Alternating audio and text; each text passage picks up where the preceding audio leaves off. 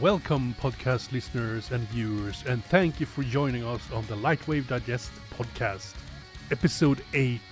We are here to bring you all the news, reviews, interviews on everything Lightwave and beyond. So without further ado, let's get this show on the road.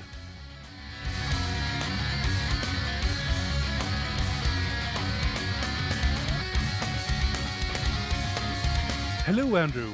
Welcome back. Another episode. Hello there. How are you?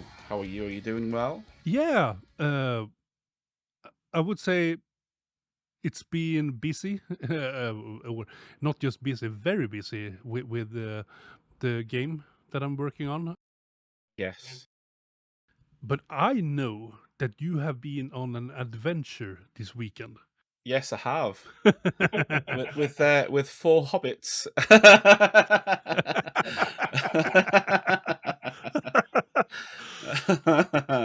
Only joking. There's also Create an elf, Expo. and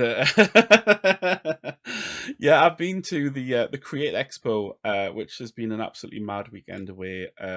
I've thoroughly enjoyed myself, and I am and have talked to so many people there and seen some amazing talks as well.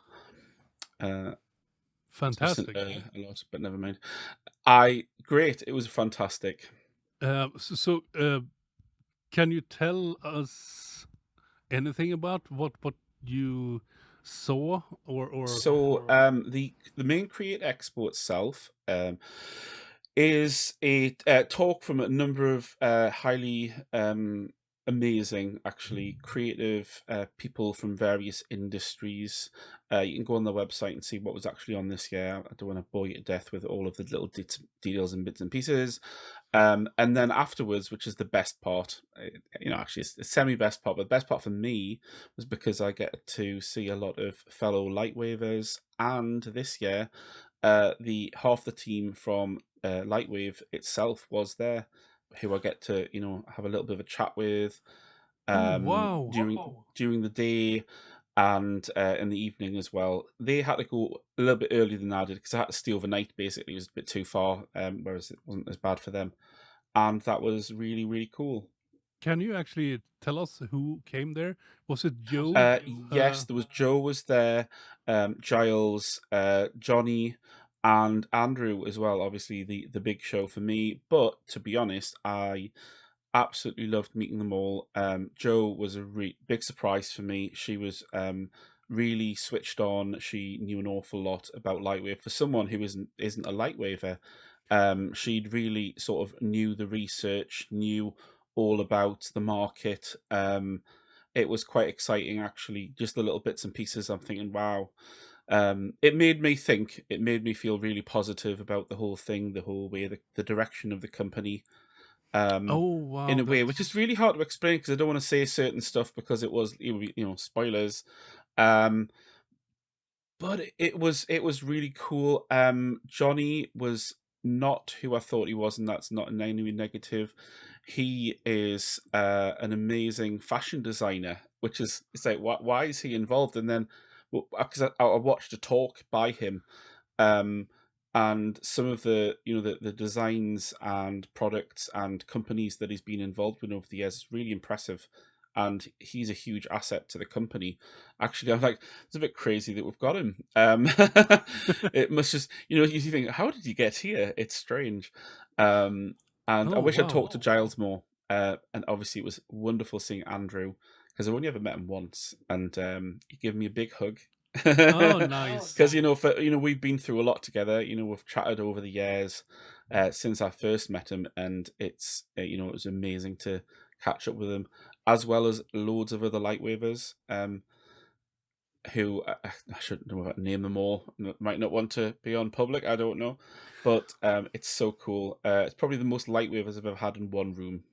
Wow, that sounds amazing. I mean, since you mentioned Andrew Bishop, I know that you were one of those people that was in that group that wanted to sort of buy Lightwave, right?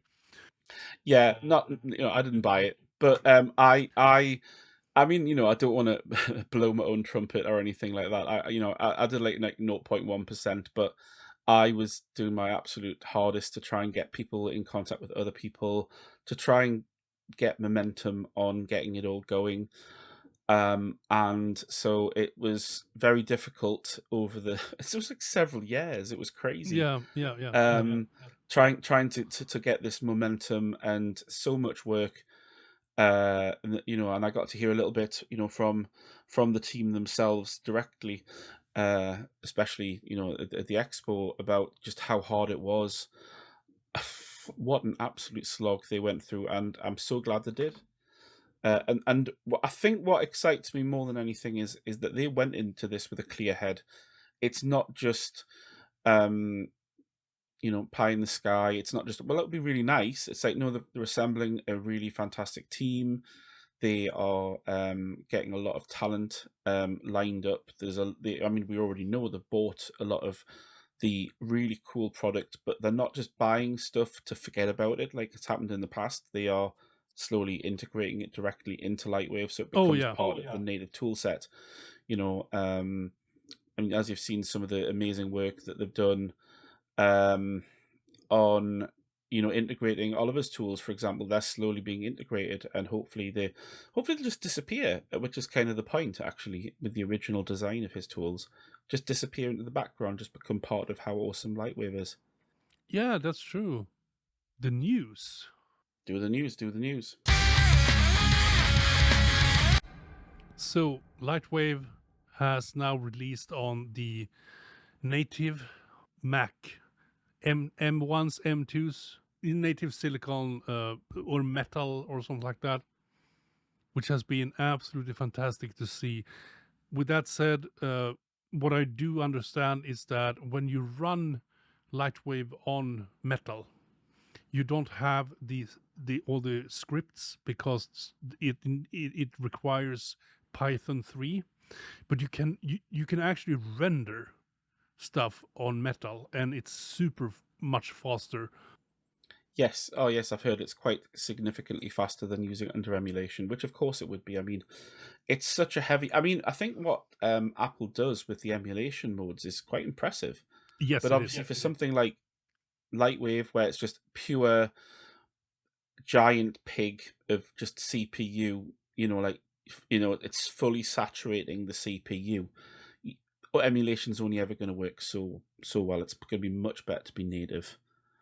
Oh, So absolutely. So absolutely, and as far as I know, I mean, I don't want to promise anything for them, but as far as I know, they are going to try their best to get as many of those Python 2.7 scripts and convert them to 3, so Yes. that eventually they will all just be native on the native Apple Silicon. It's just time, because it's obviously a lot of work, especially if you've seen how many tools Oliver did. there's 500? thousands of them. Yeah, it's crazy number. And so they obviously know what. It's not just even the conversion; it's just like checking them to make sure that they're working as predicted. Yeah, exactly.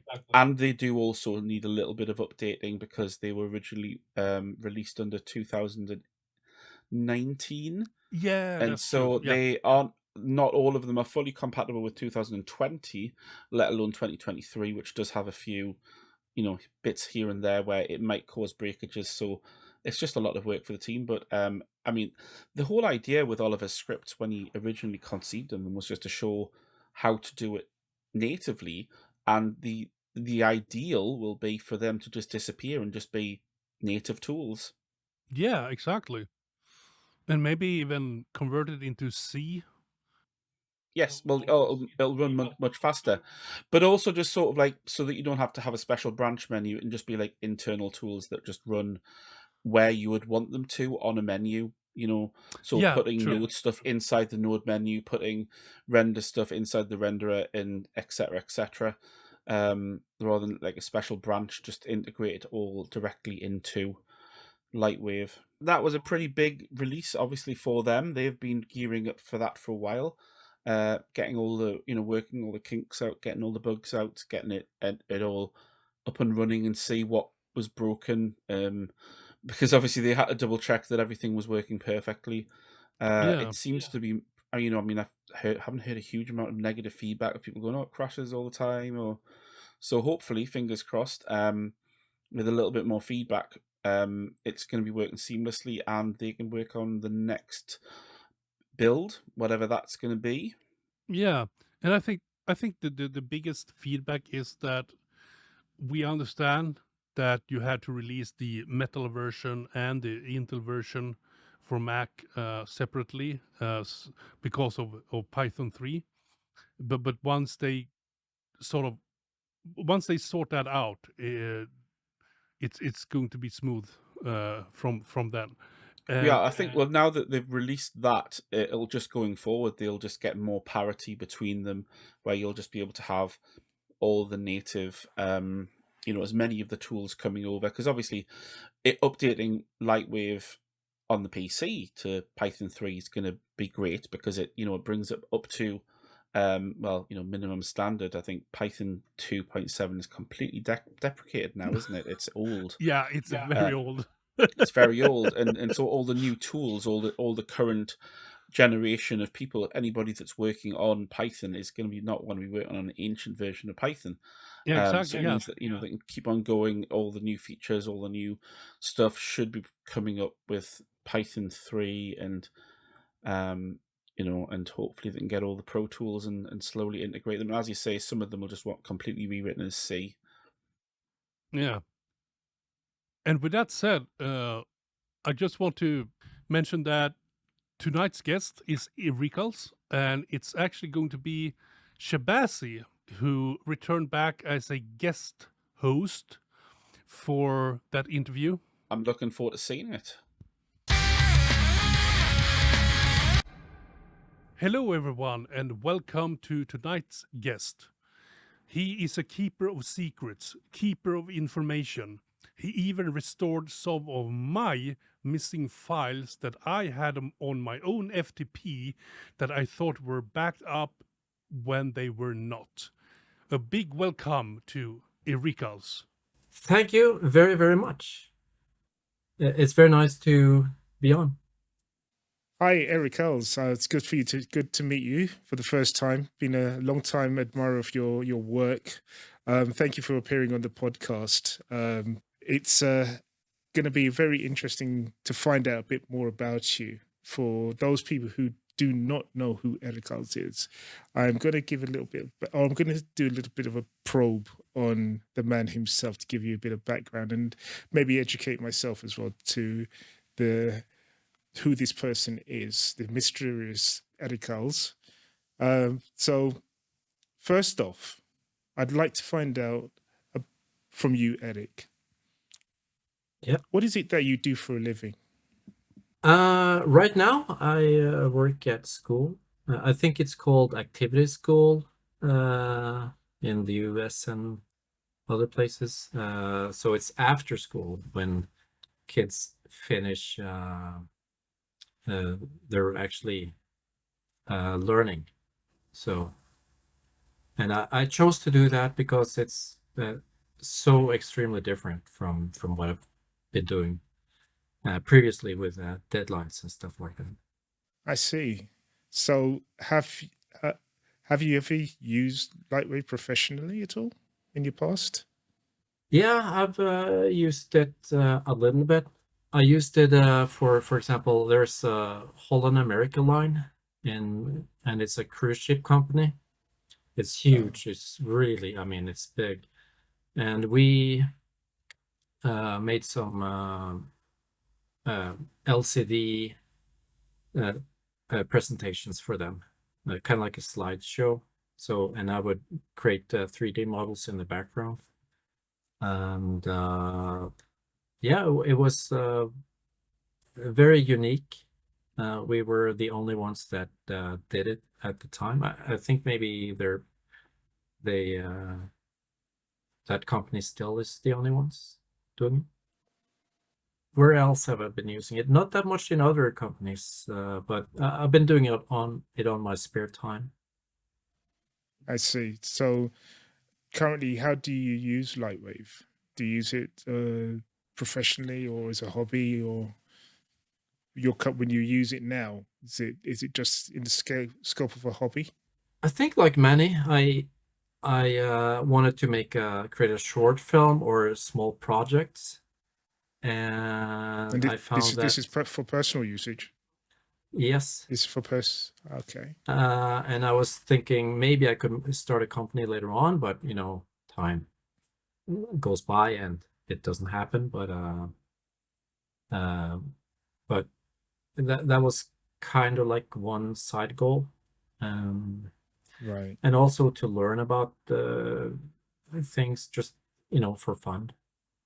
So I started doing it or finding different tools in LightWave to ease the process, and also other applications.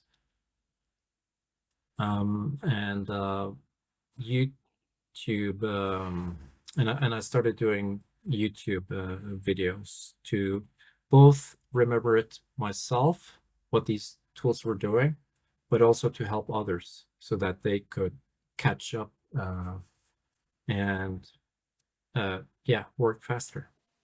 I see. And how long have you been using LightWave? Wow, I've been using. The first time I saw LightWave was at my first job. It was a guy using it, and I was just very curious because it was like I've never seen anything like that. A guy turning objects on the Amiga screen. That was Amiga, and it was just fascinating, really, to see how someone could create virtual objects. Nice. How long ago was that? Wow, that was, what was that? That was 1997, actually. Yeah, a long time. That was the first time you came across it in 97. Yeah, the first time I saw anyone using 3D, it was LightWave on the Amiga. And you fell in love with it. Yeah, I mean, it was just fascinating, honestly, to see what they were doing.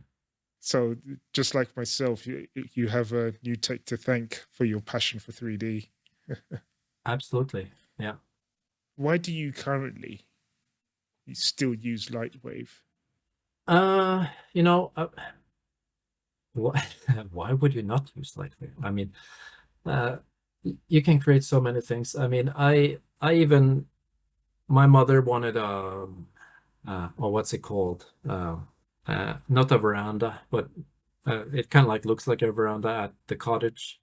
And she was wondering what it would look like. And I just told her that, I can do that in LightWave. I can just create this veranda in LightWave. And I did that, and it worked out great. And we got to know how much it would cost, because it was, it was right there in 3D, and you could measure how big it was and stuff like that.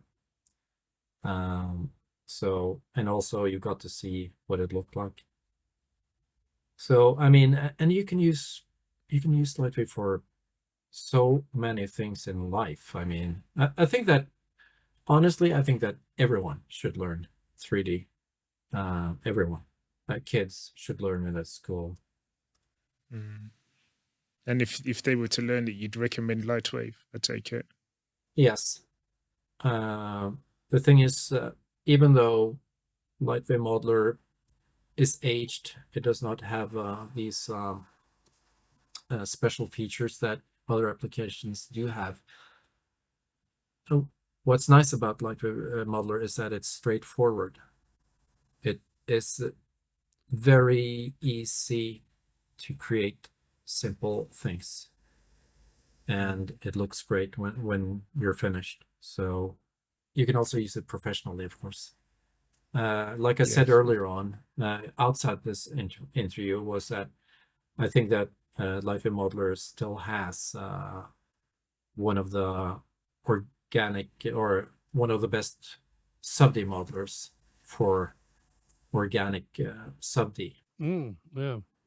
Absolutely. And also not to forget the plugin LightWave CAD, which is used by many and is well, extremely great. I see. Yeah, it's a good answer. But let's go back. Let's take a little bit of a trip further back in time. And why don't you tell us a bit more about your very first computer experience, first time you came across a computer, and what it was like for you? Tell us a bit about that. Wow, Amiga. Like so many others, I guess. Amiga. The Amiga was your first computer? Yeah, the Amiga was my first computer, and the Commodore 64 was the first computer I tried testing. Ah, so you're a Commodore man. Yeah, I mean, everyone who is a Commodore man will always be a Commodore man, I think. I think so, sincerely. I mean, it changed the industry. So. And did you ever do coding on the 64? Oh no, I never touched coding. Really? I saw some. No, but I saw some other kids do it. So it was a fascinating computer. And how old were you when you got your 64? I did not get the 64. Some other kids had it. I got the Amiga 500 later on. When was that? Wow, I was actually quite old. I was I think that must have been like in the 1990s or something like that. That's quite late. Yeah, absolutely, it is. But it was, I mean, for me, it was games. Just to have fun with games, really. Are you still a gamer now? If someone gives me a a joystick, then yeah. But not other, but not otherwise. It's too much. It's too much LightWave and other applications that are intertwined with that. So, but I still really like the Amiga, like so many others. Yeah, that's definitely caged my speciality, the Amiga. True, I actually have the Amiga X5000, the so-called next generation Amiga computer, and I also run my old Amiga 1200 system in emulation. But so the Amiga was sort of like where you sort of saw LightWave and 3D and stuff like that. Yeah. I'm curious to hear, what made you want to go into 3D? Because for me, looking at 3D, going back, it's like it was super complicated because I actually started on using Imagine on the Amiga computer, and Imagine was like a completely different software from any other software that you have today. It was so compartmentalized in scene. I mean, it was the action editor, I think it was, where you could animate stuff, but you couldn't see how you animated them, and yeah, it was super weird in so many places. Can you tell me a bit how you actually, why you wanted to go into 3D? Because at that time it was so complicated. I think I always, I mean, I was always fascinated by special effects in movies and virtual worlds and fantasy worlds. And so I think yeah, I mean, it basically creating other objects or worlds. So, but when I first saw LightWave on the Amiga, I was like, this is too tricky. I'm not going to deal with that because this is like magic art or something like that with all this wireframe. And with the wireframe, you couldn't really see the objects. And I was like, that's not that fun. But then, like, just 1 year later on, they had the PC version and it had OpenGL. And I was like, yeah, this is it. This is the future. So that's yeah, and I was really what's the word? I was mesmerized. Mesmerized, yeah. Okay, Hooked, yeah. Hooked, mesmerized. Yeah. Okay. Cool. when I saw that. So from then on, whenever I could use LightWave at work, I would I would use it. I guess my boss was kind of like, "Well, do we really need to use LightWave in this case?" But yeah, so I did everything I could actually in order to use LightWave for projects, and I think it paid off. It was the beginning also. People were fascinated back then to see 3D objects. So we had something called Report from the Bridge, where we showed what was happening around the ship, and I would create different elements, 3D objects like anchors and temperature devices and stuff like that in 3D. And it worked out very nicely, like I said, because it was the beginning, so to speak, and not a lot of people showed 3D on television screens.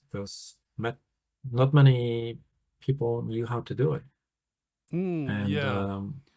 I think the Amiga, as you said, I think when Newtek sort of released the video toaster in 1992 with this 3D button, as it said, and actually created Babylon 5 was actually used. That sort of, because at that time you had the Silicon Graphics machines that were you had to pay like through your nose, arm, leg, liver, whatever. You had to donate your whole body to Sure. actually get hold Yeah. of one of those machines, right? And then you had to add the software to it as well. It was super expensive. And then at the same time, the Macintosh was still, I think it was black and white.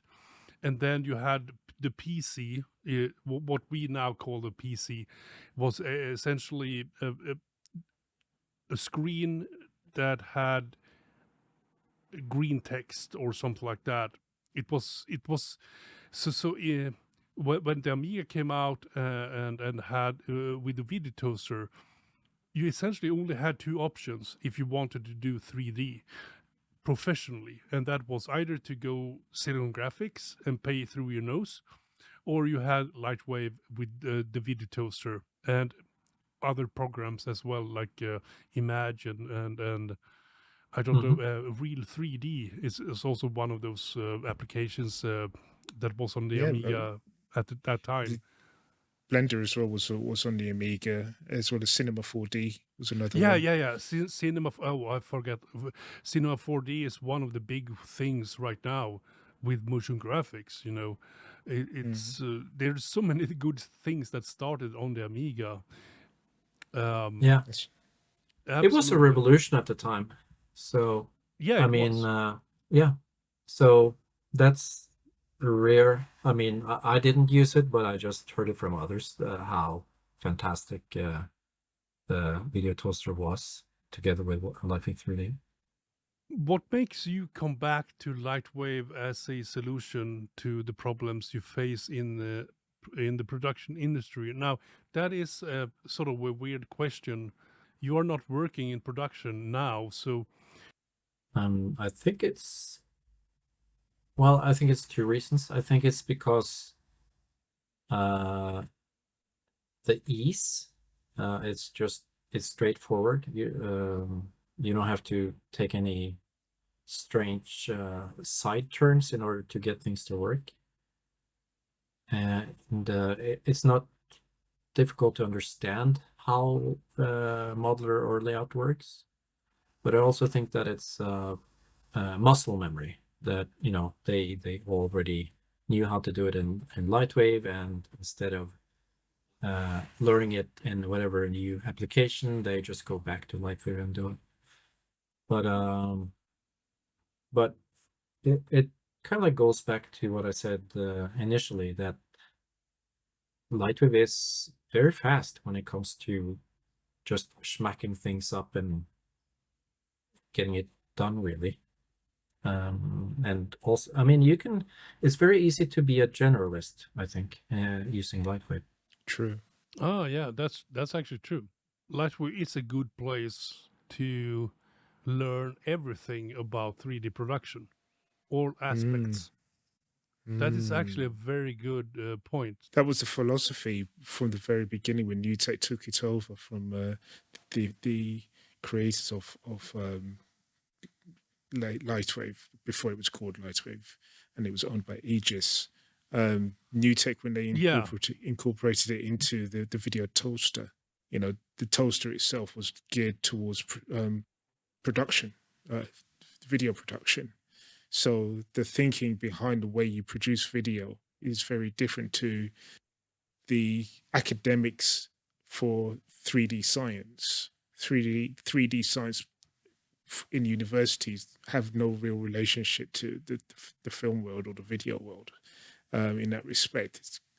So when NewTek took it over and incorporated it into the toaster, the philosophy was to keep it separate. It's probably the reason why I bought it in the first place, to keep it separate so that it could work with a production workflow. And ever since then, the philosophy has been to target the film industry with LightWave, because that's primarily where NewTek got its bread and butter money from. Its main core users were effectively from the film industry. And as a result of that, keeping the two apps separate really helped a lot in the production work pipeline of creating a film. It's carried on through today, and I don't know if the philosophy still has the same impact today as it did back in the early days. But personally speaking, I think that the separation is a benefit for film production. If LightWave, if digital can actually get more seats back into the production studios, then I think the production studios could well benefit from that philosophy, going back to that philosophy if they've changed. Because, as you say, you can learn pretty much every aspect of production through LightWave, because it pretty much covers every aspect of production. Yeah, it does. It actually does that. Yeah, it's amazing, to be honest, that it actually do all things. Not great, I mean, in all aspects, but it's still you learn things using LightWave from a sort of like a production point of view, and I think that is why LightWave also seems to be used a lot still by single artists, one-man band studios, and freelancers and stuff like that, because it has all of that stuff. But yeah, what do you think, erikals, of this? Yeah, I agree to most of it. I think that LightWave has, for example, take the camera, for example. It's just great. I mean, the way you operate the camera in layout. Yep. It's very, I mean, I can't explain it like in words, but if you use the camera in LightWave, you know what I'm talking about. You can just move around in an easy way, and it's just very fluid is the word I'm looking for. And things like that. Just modeler also, it's like, okay, so you don't have all of the history in regards to tweaking stuff and stuff like that, but it's also straightforward. It's like you just You just do it, and it's not gonna one strange setting in Modeler is not going to avoid you from, moving this object to the left or the right or stuff like that. It's very straightforward, and I think that's very beneficial. So if they were to merge layout and modeler, I think that they should take that into account. That it's not LightWave is not complicated, and if you and I would rather, like you Cageman said earlier on, that they build on top of things, and instead of like in earlier days where they were kind of like trying to make an Houdini alternative, it seems, which didn't work out. I think that. Oh, you mean LightWave Core? Oh, I didn't want to say the name. No, it's not forbidden to mention here. Yeah, LightWave Core. I liked that idea, but I think that people weren't ready for it at that point. Well, there were some things that were nice about it, but also it was problematic because of the code. So they aimed too high, I think, or that's what one of the programmers said. So simplicity, I think, is the keyword. Why do you think LightWave doesn't have a proper render layer system? With its great render engine and all that stuff, we don't have that. We have buffers and AOVs, but we don't have a proper render layer system.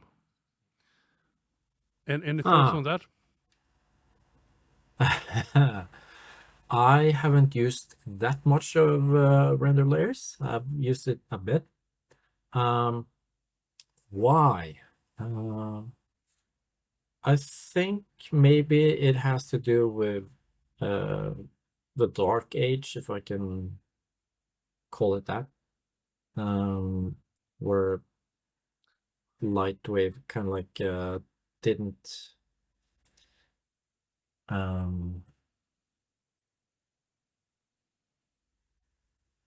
where LightWave didn't expand that much. So, but also it seemed to also fall away from film and video. But I hope they're going back. I think they're going back. So I think that will arrive. I'm pretty sure of it, because the new team seems to be very much geared towards film and video. So I think we will have something better in not too long. It might take some time, but also they are thinking about making it easier for to add other render engines into LightWave. So GPU based, you mean? Well, basically now the render engine is glued, if I can use that word, into LightWave layout, and that was not a good decision. So their plan is to rip out the render from layout and have it separately. And if they do that, it will also be easier for them to add other render engines. So I'm thinking, if they do that, then wouldn't it be? Couldn't you then use RenderMan and use the Techniques RenderMan?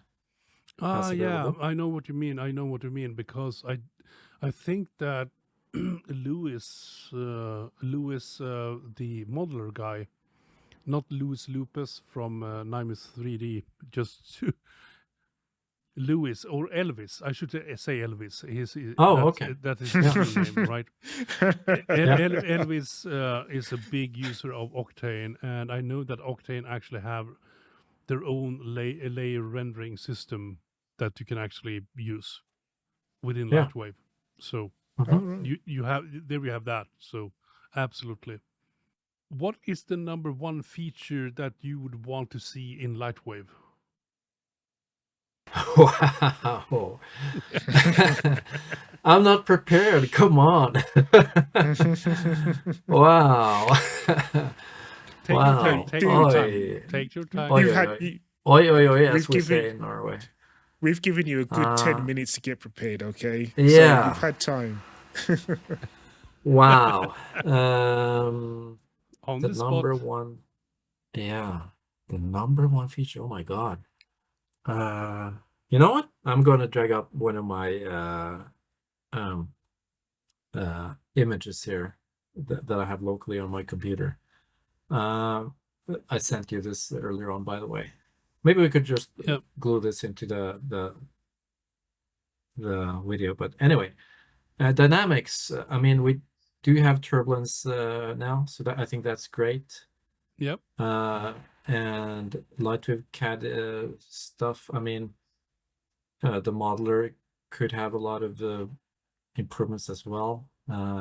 We do have Storm now, or we don't have Storm, but Storm as a third party application, and it's fairly easy to drag dynamics into LightWave, liquid, fluid dynamics, waterfalls, etc.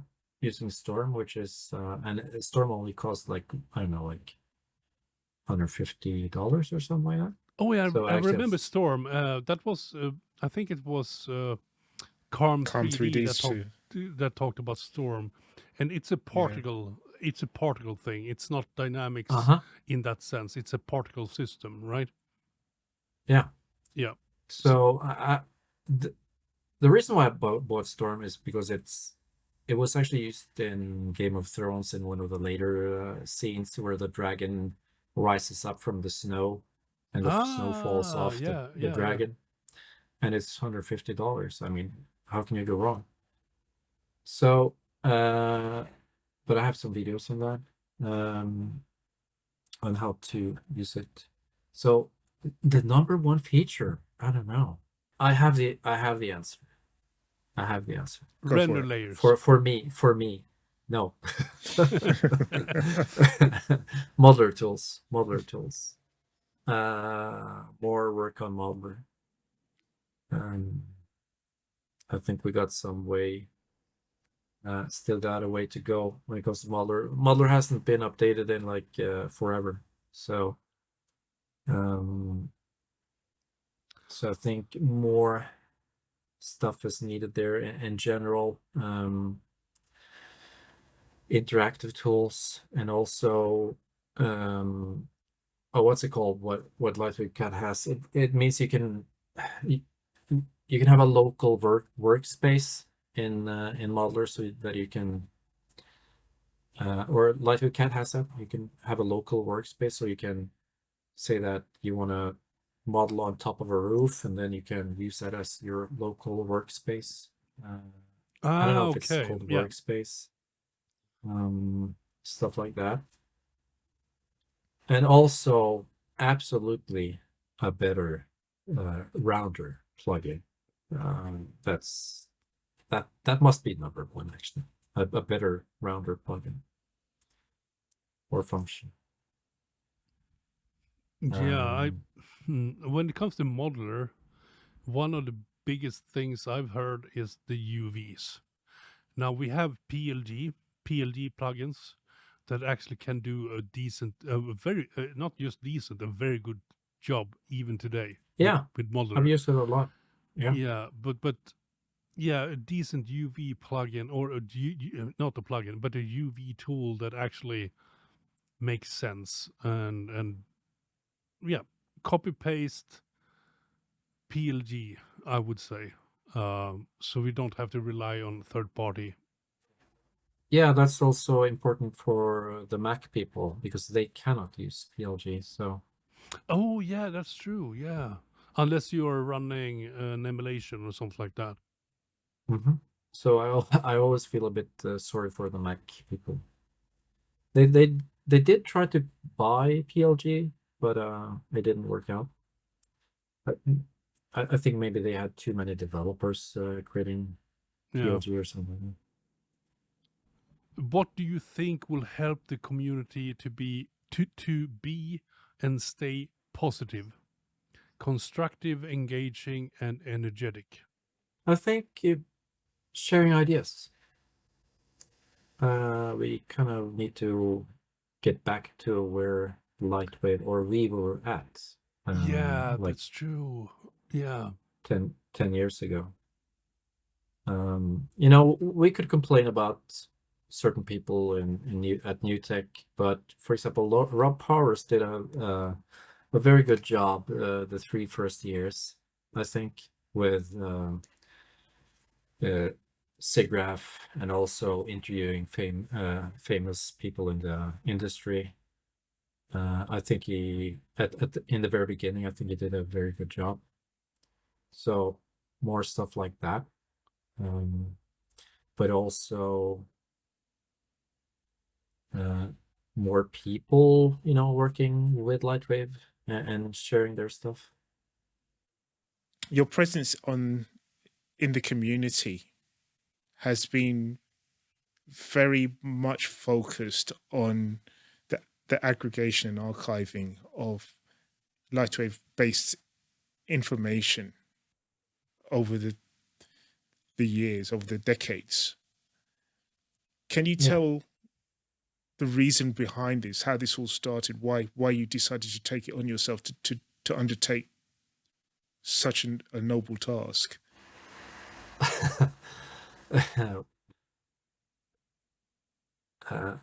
You know, it's kind of like funny because you think about people who do that, they are a bit special.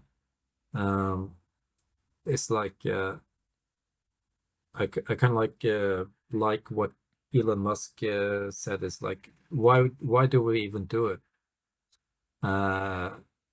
It's not always beneficial to us to do it, and we still do it. So I think you have to be a bit obsessed, really, in regards to making things work. So I think like some of the diehard people are really just a bit obsessed about it. And I think that goes for me, but also I like to work and I like to help other people. And I also think it's great to kind of like have archives where people can find stuff. And I know I appreciate it very much when other people do that also. For example, William Vaughan, for example, did fantastic stuff with his videos, teaching people how to use LightWave. So, oh yeah, he was amazing, making things looking extremely easy. Yeah, I mean, he was an inspiration. So, you know, and it's just you just get glued to those people, or I don't know, that's not the right expression in English, but you get very inspired by those kind of people. So, but I also did it for my own sake, to save, to remember things. But I also thought that, hey, no, I might as well, if I'm going to store this at my computer, why not, why not share it? Why not share it online? Yeah, that's actually an interesting thing, because as you know, I have also made video tutorials on LightWave, and one of the things that, when you make a video tutorial, it actually forces you to actually learn and understand why you are using a tool in a specific way to make things happen. It's a very good training tool to actually, hey, if I want to present this to someone else, Yeah. yeah. Like a reminder. Also that I actually had to dig up one of the. I actually had to dig up one of my earlier tutorials because I had this thing that I needed to do at work, and I was like, "Yeah, I did this in LightWave, 6 years ago," how the heck I'm did I do glad. that? You know, and I'm I glad I'm actually not had the only one. I actually had a tutorial that I could watch that I had made for the community. So there you go.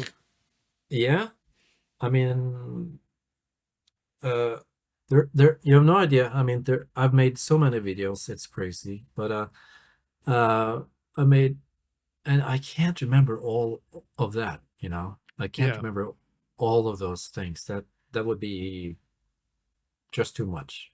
So I can use YouTube and I can search for some video, and I would go like, and sometimes I get surprised. I would go like, oh, I made that, I did that. Yeah. So, but that's also a problem because that means that, oh shoot, I forgot this, or maybe I'm not using that trick whenever I am doing this or that. Yeah.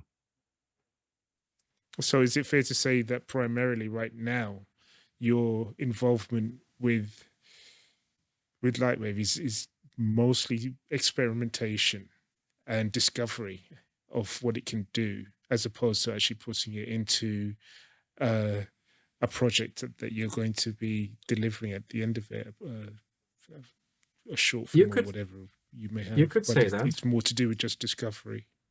You could say that. I mean, our hope is to use this, all of these techniques later on to create some short movie or something like that. But I'm kind of like stubborn, so if I can't do it right, then I'm not gonna do it. And and also like I stated earlier, I mean, you can use LightWave for so many things. You can use it for, you know, it's excellent for technical stuff. So if you want to create something at your house or on your house, you can use LightWave. If you want to, for example, LightWave has one of the best STL plugins, or at least used to have it, so you can 3D print stuff. Oh, yeah, true. So you can do, I mean, what can you not do with LightWave? I think. Well, that's a very interesting question. What can you do that you can't do with LightWave? It's a very interesting question, because it makes me wonder, since you use 3D and 2D as well, I would presume, the tools that you use, is it exclusively for 3D, at least anyway, exclusively LightWave, or do you use other tools as well? Oh, I use a lot of other tools. I haven't really shown it all that much, but I can share this screen that I made, or I mentioned or wrote other applications and plugins. For example, DaVinci, Synthesize, and plugins like Real Smart Motion Blur, Video Enhancer, AI, but also generators for terrain, for example, World Machine, and Nature, Flora 3D, and Treeit for making vegetation. So yeah, there's many other tools that I'm looking into, and I just bought Cascador and iClone, which is too expensive. It's like, I was like, should I really do this? But yeah, I mean, so to me, LightWave is more like a hub, really, where I just can gather tons of stuff from other applications. Oh, yeah. So that's actually very interesting, because there are more people that have talked about LightWave like that. That LightWave should be the hub. It doesn't need to actually make anything. It should do what it does now, and it should do everything, but it doesn't have to do everything as great as, let's say, Houdini. Because if you have LightWave as a hub where you can actually talk to Houdini and bring things into LightWave that Houdini generates. Oh, that's great, right? Yeah. And actually make it seamless and work on that stuff instead of maybe spending a year trying to make a fluid solver. You know, I Yeah. I think So yeah. so yeah, I use a lot of other applications. So I need to look more into 3D Coat and Armor Lab also. Armor Lab is a AI tool that converts images to PBR basically. Oh, wow. So, but what I also can do that I've used a lot is I use ChatGPT and AutoHotkey. So earlier on, I used AutoHotkey, but I'm not good at it at all. So I was just like, hey, what if I could use ChatGPT to create AutoHotkey scripts? And that's what I did. So some videos that I've launched or put on YouTube now actually cover some of that, how to make AutoHotkey scripts using ChatGPT. And AutoHotkey can override anything on your computer. So for example, I can make kind of like a hub. I can make a LightWave save an object and send it to 3D Coat. And then I could override 3D Coat and say that, hey, do this or that to this object and go back to LightWave. So it's extremely powerful. So, erikals, the big day has come. And you wake up one morning and you get receive a phone call. And it's from Elon Musk. And he says to you, erikals, I like what you're doing. And I'm retiring. And I'm going to give you all of my money. So he gives you all of his money. And you are now the richest man in the world. You decide, first thing you're going to do is buy LightWave. You're going to become the owner of LightWave. So you now own LightWave. You're at the helm of it. You are the man. No pressure.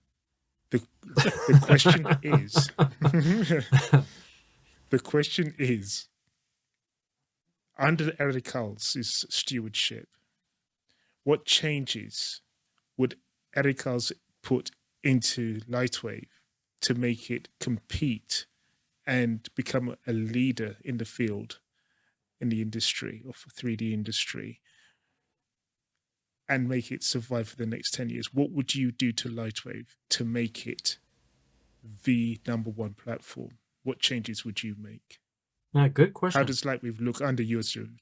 I don't think I would do Money's too no much object. different. I mean, LightWave Digital, they have a good track right now. They have a good path, I think. They're going to where it looks like they're going to update the UV tools, and it looks like they're going to implement more third-party renders in a good way.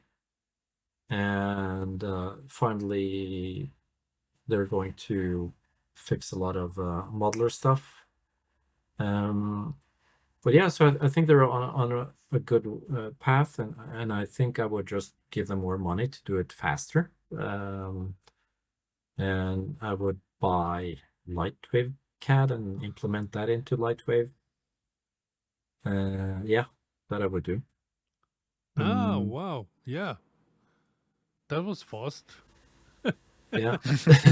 I think we actually spent with both Q and Chris Apara, that answer was about 15 minutes or something like that, and you made it in 5, not even 5. You made it in 3 minutes or even less than that. Wow. Oh yeah. So, is there anything we didn't ask you that you would like to talk about? Well, I'm thinking about, I think they're already working on it, but I'm thinking about the new forums that I hope that the new forum becomes more like the old one in terms of how it operates. Oh, yeah, the new forums. Yeah, that's true. I checked it out. It looks better, but it doesn't function that great in my own Yes. in my opinion, right? Mm-hmm. Yeah. So I hope they update that. I think the App Store is going to be interesting. Yep, absolutely. I don't know exactly what they're aiming at, but I think that will be cool. Compound nodes, maybe things like that. Oh yeah, Presets. Yeah. Oh yes, presets, absolutely. That's a good one because presets makes things so much easier. But then again, it also takes a lot of effort to make presets. So, but I agree. I also thought that advanced placement was pretty cool. Made by Hurley. Yeah, the one by Hurley. Hurley works. Hurley. He actually, this is so funny. Steve Worley hired a guy named Steve Hurley. Just that is amazing. And then, of course, Steve Hurley actually created his own thing with advanced placement, and he had some other things as well. He was very creative with using, implementing tools in LightWave that actually used different dynamics engines and stuff like that. Yeah. It was quite interesting. Very interesting stuff, to be honest. Yeah. That. But I don't know what happened. He just closed down, I think. I don't know what happened. I know he was testing some render engine stuff later on, but I don't know what happened later after. I mean, it was about sales, I guess, and he was doing it more for the fun of it, I think. And I guess it's limited to how much you can improve advanced placement. And then, of course, between LightWave 2015 and LightWave 2018, it was such a huge. I would call those the dark years, because there was nothing communicated from NewTek about LightWave during. I think that years. Was sad. That was extremely depressing. And that's I don't understand that kind of politics really. I don't think that will happen with this new team. I don't think that will happen anytime soon. They will hear from me if that happens. So. Yeah, I mean, they are users themselves, I don't think so they want LightWave to be great again. Yeah, I think that was the wrong move back then. So yeah, but also I think that Ryan Roy, he had some cool stuff. He created RR tools, so I don't know. Maybe they should look into implementing that into LightWave also. It's character animation tools that you could that just makes things much easier. Who would you want to see on this podcast? William Morgan. even though he disappeared, I think his contribution was fantastic. Yeah, he did a lot of. He's a great guy. I actually would want. Yeah, he's also a great guy. Yeah. I mean, he was always really friendly and professional, and very tall. As in great. Yes. He's yes, he was very 2 tall. meters, I think. Very, very talented guy. Wow. Yeah. But I mean, there could be so many. I mean, Ryan Roy is another guy. Yeah. And David Ridlin, yet another guy. Thank you so much, erikals, for being on this podcast. It's been amazing to hear your view on things. And again, you're a keeper of secrets. You're a keeper of tutorials. Your addiction to LightWave and the community and what you have done for the community is absolutely appreciated. Anyone that uses LightWave should know your name. Thank you. Wow. Yeah, I really appreciate that. Ladies and gentlemen, erikals, a genuine nice guy. Thank you all for watching and listening to this month's episode. Be sure to tune in next time so that you don't miss out on all the goodies we've got for you. In the meantime, if you have any news stories you'd like us to know about, you can reach us in the comment section or send an email to lightwavedigest@gmail.com with the word news in the subject line. If you enjoyed this episode, be sure to like, subscribe, share and comment.